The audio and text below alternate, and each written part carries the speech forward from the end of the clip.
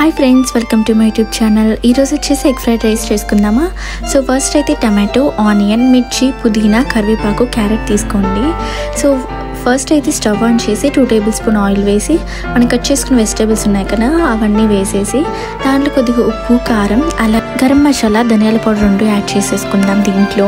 దీని తర్వాత ఒక 5 మినిట్స్ అలా మొత్తం కలిపేసి స్టవ్ మీద లో ఫ్లేమ్లో ఉంచుకుందాం.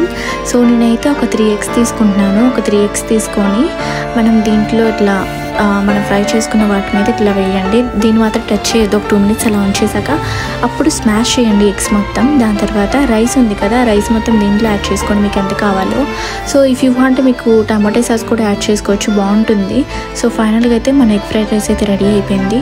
దీంతోపాటు లెమన్, ఆనియన్ సర్వ్ చేసుకొని తింటే చాలా అంటే చాలా బాగుంటుంది.